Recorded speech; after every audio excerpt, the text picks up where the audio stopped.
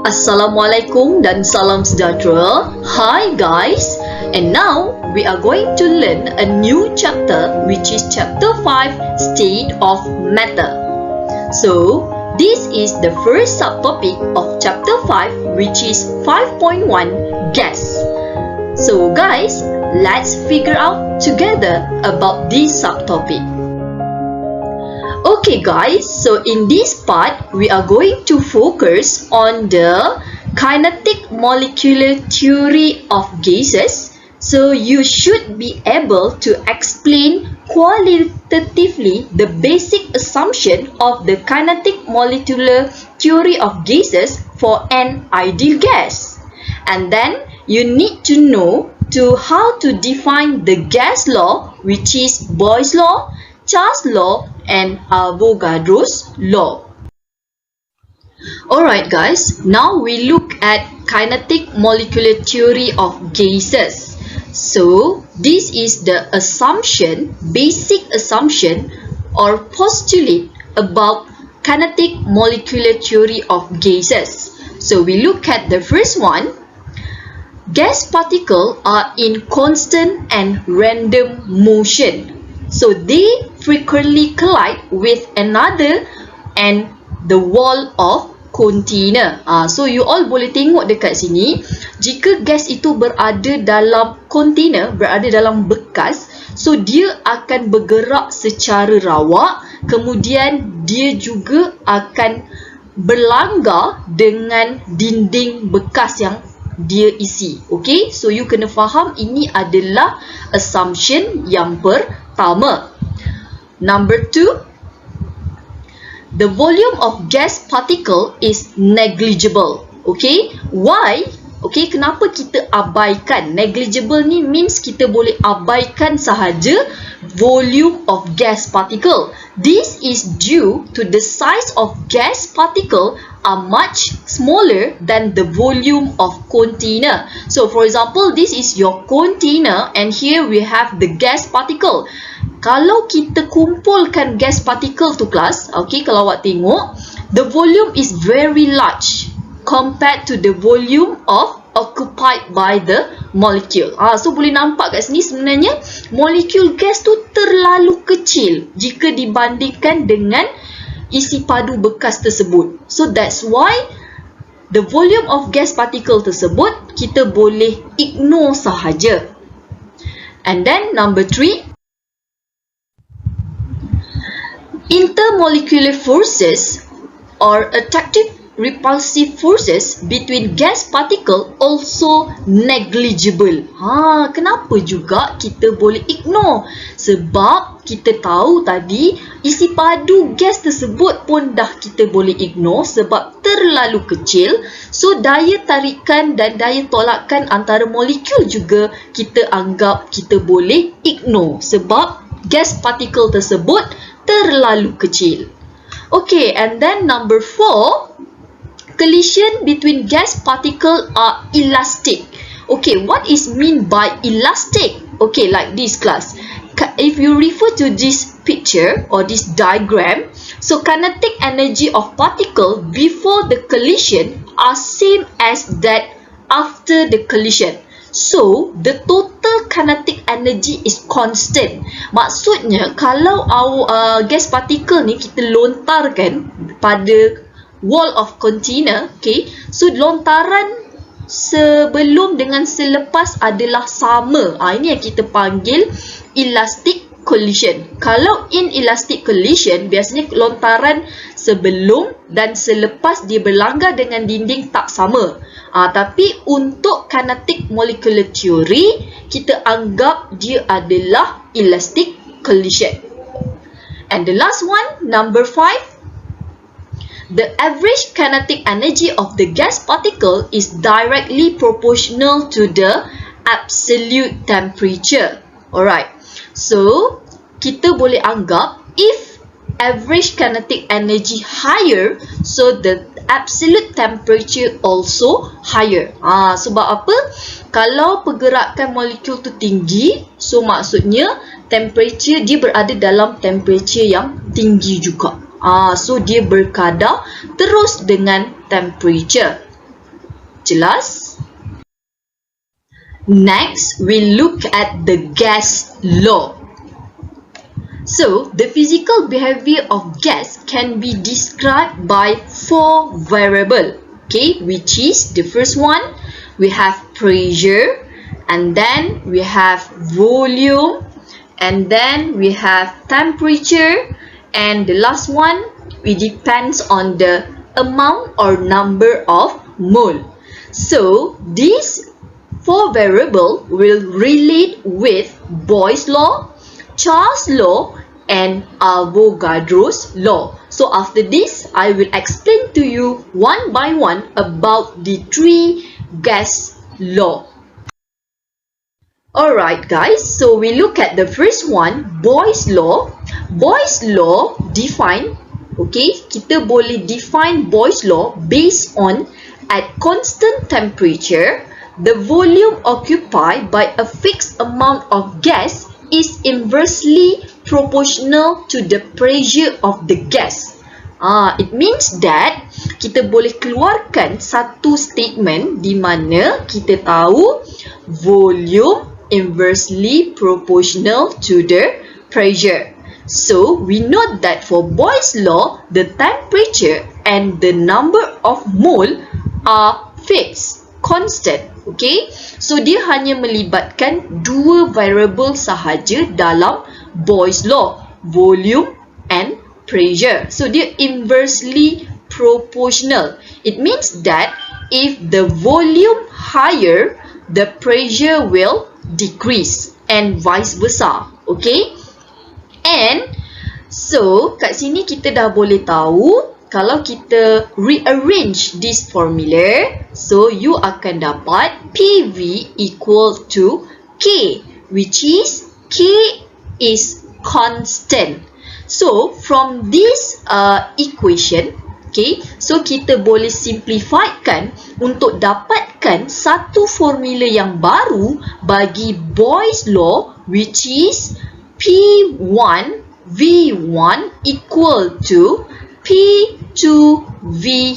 So this is the formula of Boyle's law, whereas P1 and V1 refer to the initial pressure and volume of the gas, while P2V2 refer to the final pressure and volume of the gas.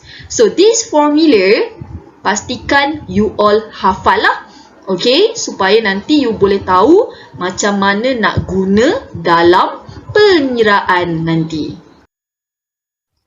Okay guys, so from this diagram, we can see the relationship between pressure and volume. Just now we know that from the Boyle's law, we know that pressure and volume is inversely proportional.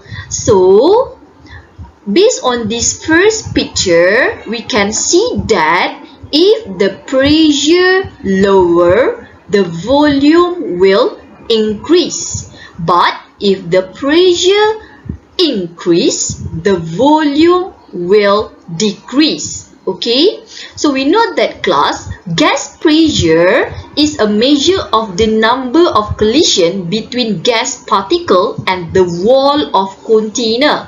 So, the smaller the volume at constant number of mole and temperature, the more crowded together the particle are and the greater the collision. See, you boleh nampak kat sini, makin tinggi pressure, gas particle yang ada dalam ni akan jadi semakin rapat-rapat kan, semakin crowded. So, that's why when the pressure of gas increase, the volume will decrease. So you kena faham relationship ini based on Boyle's law. Now we look at the graph based on the Boyle's law. So if you plot graph volume versus pressure, okay, like this, volume versus pressure, so the graph that you will got like this. So you akan dapat graf lengkung kan. Biasanya kalau dia inversely proportional, graf yang kita dapat adalah graf lengkung. Sebab kita tahu tadi, when gas is kept at constant temperature, its pressure is inversely proportional to the volume. It means that a doubling of the pressure caused the volume of the gas to decrease to 1/2 its original volume. So daripada graf ni kita dah boleh nampak kalau pressure tinggi, volume dia akan jadi rendah. Makin lama makin rendah for the volume. But if we plot graph volume versus 1 over pressure, so volume versus 1 over pressure, so the graph that you will got should be like this, which is the linear graph. So from this graph you can find out the constant, which is K. We know that K here, you can find it from the slope of the graph. Okay, next, if you plot graph pressure volume versus volume, so our y-axis should be PV, our x-axis should be volume, or sometimes boleh juga pressure. So if you plot the graph, you will get the graph like this, which is it must refer to the constant. So kita tahu tadi PV sama dengan K, if you still remember yang kita dah buat masa awal-awal tadi. So PV equal to constant. So this is the three graph that relate to the Boyle's law. Boleh? Jelas dekat sini? Okay, now we look at the example of question. So we read the question first. A sample of gas occupied 12 liter under a pressure of 1.2 atm. So what would its volume be if the pressure would increase to 2.4 atm? So based on this question, we have two variables, which is one is volume, another one is pressure. So we know that this question should relate with Boyle's law. Okay, what we need to do, we need to identify which one refer to the initial pressure and volume and which one refer to the final pressure and volume. So the first statement given here, 12 liter should be our initial volume, while 1.2 atm here should be our initial pressure, and the question asks you to calculate the final volume, and the final pressure should be 2.4 atm. So as we know that class, the formula of Boyle's law should be P1 V1 equal to P2 V2. So what we need to calculate is V2, the final volume. So we rearrange this formula become like this, P1 V1 over P2, and then you substitute all the value that we have in the question, so you will get like this, and then press your calculator, so you will get the final answer for the final volume should be 6.0 liter. So this is your final volume. Okay, next we look at Charles' law. Charles' law defined as at constant pressure, the volume occupied by a fixed amount of gas is directly proportional to its absolute temperature. So pada Charles' law, kita lihat kita punya pressure adalah constant. So the variable that yang kita akan fokus for Charles' law hanyalah volume dan juga temperature. So dia kata dekat sini, volume and temperature is directly proportional at constant pressure and number of mole. So if we rearrange this formula, okay, you akan dapat volume over temperature should equal to K, which is K is constant. And then if you simplify this formula, you will get V1 over T1 equal to V2 over T2. Di mana temperature here should be in Kelvin. Macam mana nak tukar Celsius kepada Kelvin? So, you kena tambah dengan 273.15. Baru you akan dapat this temperature in Kelvin. So, wajib ya, for this formula, you need to use the temperature in Kelvin. But for the volume, you can use either in milliliter or liter. So, now we look at the graph based on Charles' law. We have two graphs here. The first one, graph of volume versus temperature. So, we know that guys, just now volume and temperature is directly proportional. So, if you plot the graph, you will get linear graph. Another one, if you plot the graph of volume versus temperature in Celsius, just now, if we plot the graph in Kelvin, so you akan dapat linear graph. But if you plot the graph volume versus temperature in Celsius, you still get the linear graph, but your graph doesn't start at 0. You akan dapat graf lebih kurang macam ni. Katalah kat sini kosong, so you akan dapat macam tu. Okay, but if you extrapolate the graph, kan, kalau you tarik sampai kosong, you akan jumpa nilai negative 273.15.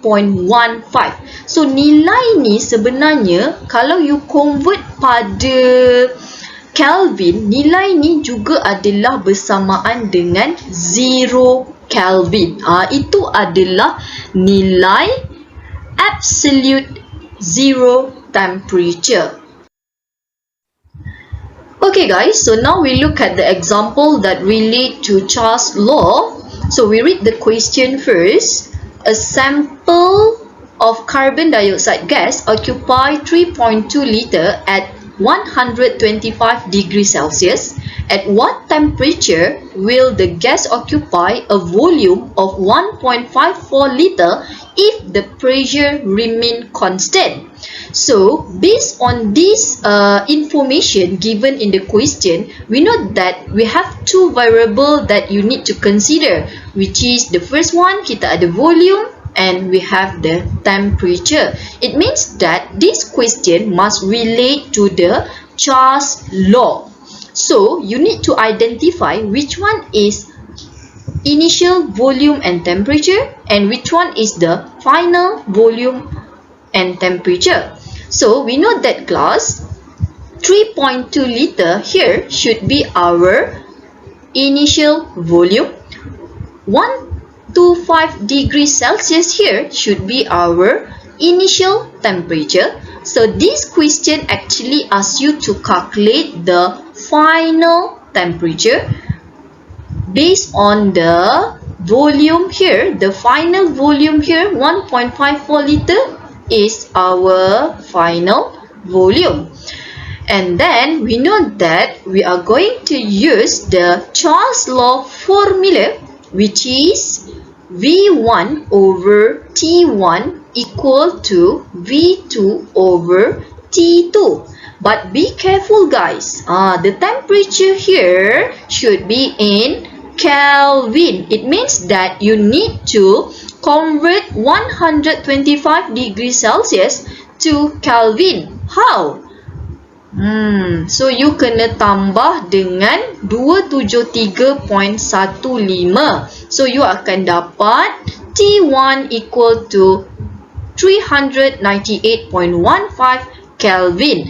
And then baru you boleh substitute dalam formula ini. So but please rearrange the formula first before you substitute all the value. So we need to calculate the final temperature. So just rearrange the formula like this. Okay, and then you can substitute all the value here.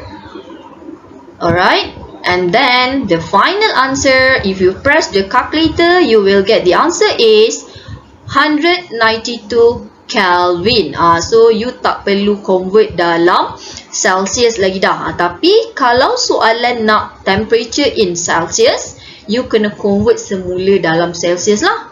Kalau tadi nak convert dalam Kelvin, tambah 273.15. Tapi kalau nak convert semula dalam Celsius, you kena tolak dengan 273.15.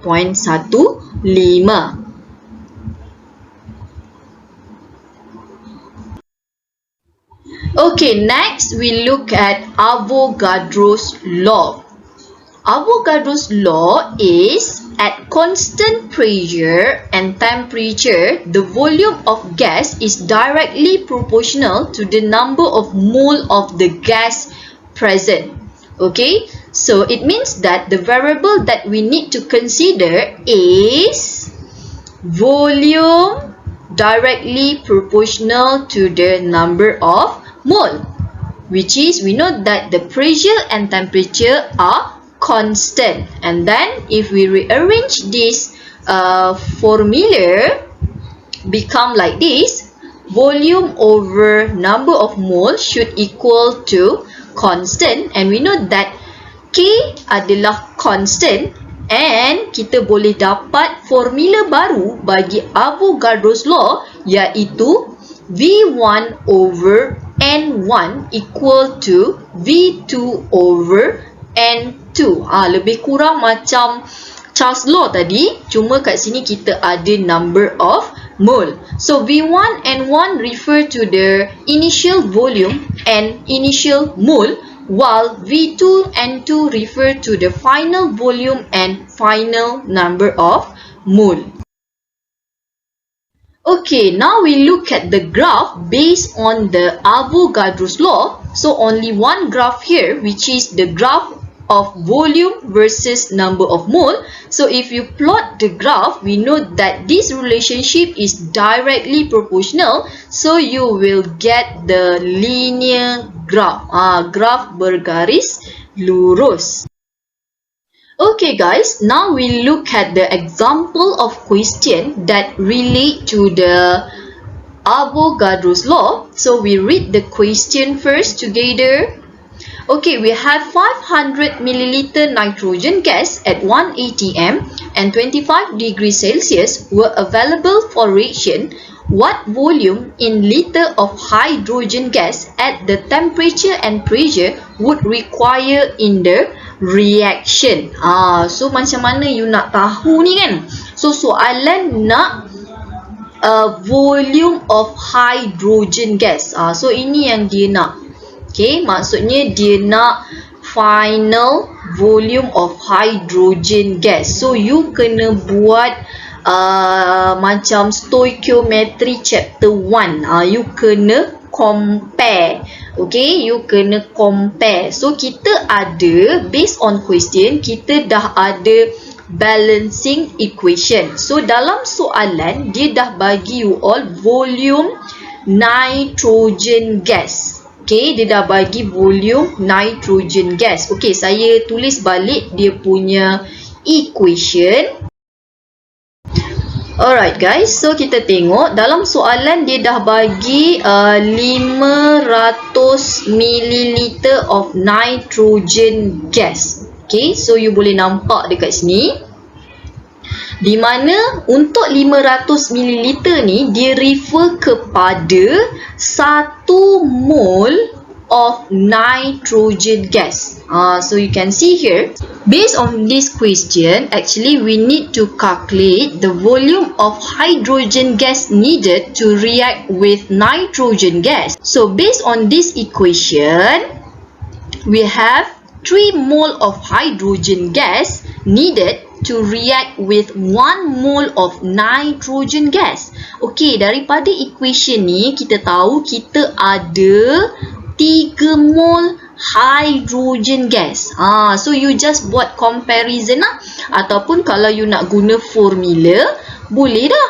Okay, so kita dah ada initial volume, kita dah ada initial mole, dan kita kena cari final volume of hydrogen gas dan kita dah ada final mole. Okay, so you just masukkan dalam formula tadi, iaitu V1 over N1 equal to V2 over N2. So what we need to calculate adalah V2. Okay, so you masukkan semua nilai dan awak akan dapat jawapan dia adalah 1500 ml. But the question asks you to calculate the volume in liter. So you kena convert dalam liter. So you akan dapat 1.5 liter.